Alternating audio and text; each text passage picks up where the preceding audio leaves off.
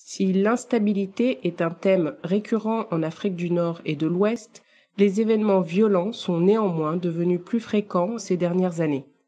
Les dynamiques qui les sous-tendent se complexifient, incluant de nombreux acteurs: milices d'autodéfense, groupes rebelles, organisations transnationales affiliées à Al-Qaïda ou à l'État islamique, qui exercent une pression forte sur la stabilité des États de la région.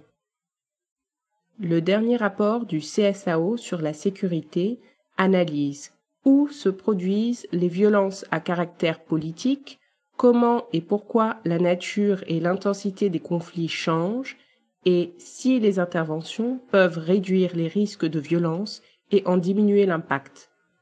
3 conclusions se dégagent. Les violences politiques ont augmenté de près de 500% dans la région depuis 2010. Elles se pérennisent et s'intensifient dans certaines zones et sur certaines années.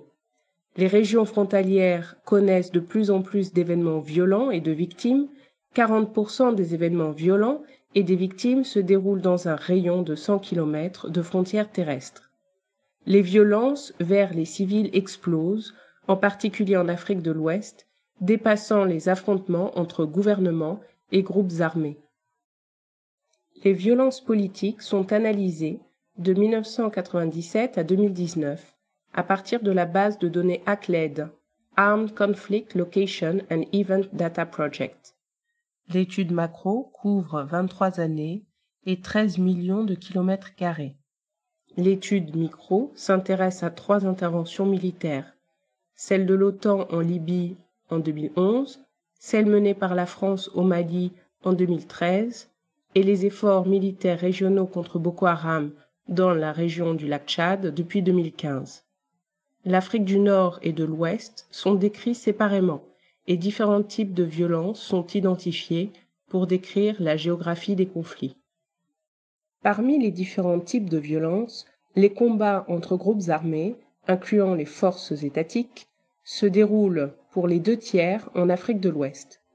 Le second type concerne les violences à distance. En vert sur le graphe, elles représentent une tactique plus courante en Afrique du Nord. Leur nombre est proche de celui des combats. Leur prévalence augmente en Afrique de l'Ouest depuis 2010. Enfin, les attaques contre les civils, ligne beige, sont présentes en Afrique du Nord, mais 5 fois plus nombreuses en Afrique de l'Ouest, notamment depuis 2016. En 2019, on en recense plus de 2000, ce qui est un record. Au total, 32 000 événements de violence politique et 144 000 victimes sont recensés.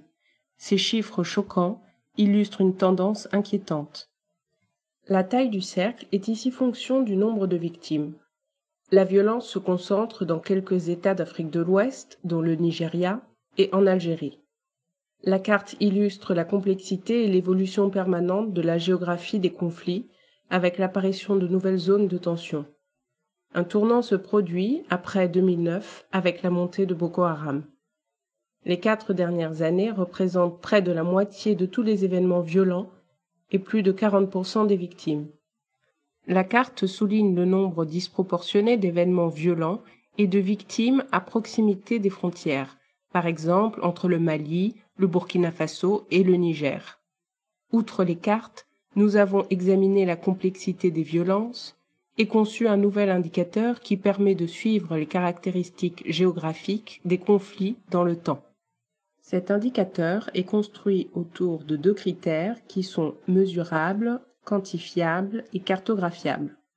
L'intensité du conflit, soit le niveau de violence dans une zone définie sur une période de temps donnée, et la concentration des conflits, soit la répartition géographique des événements violents.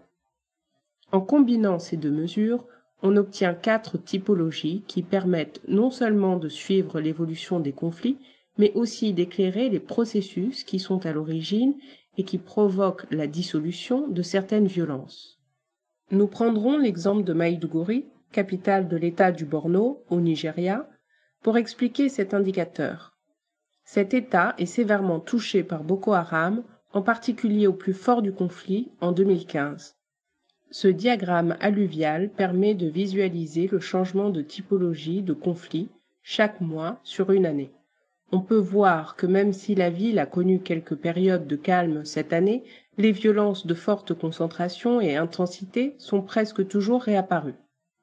Cet indicateur éclaire sur les fluctuations des conflits, sur des périodes courtes ou longues, dans des zones localisées ou étendues. Ceci permet des analyses comparatives entre les différentes régions, aidant à mieux comprendre les raisons de l'apparition ou de l'apaisement des violences, leur durée et les interventions les plus efficaces. Le rapport examine également l'évolution des conflits en fonction des interventions militaires. L'analyse du nombre d'événements et de victimes avant, pendant et après différentes interventions dessine un schéma relativement constant. Un pic de violence résultant de l'intervention elle-même, suivi d'une baisse rapide des violences, puis d'une nouvelle escalade et d'un retour à des niveaux similaires à ceux d'avant l'intervention. Ce schéma, qui s'observe en Libye et au Mali, est maintenant décelable au nord-est du Nigeria, soulignant que les stratégies militaires ne peuvent à elles seules instaurer une paix durable.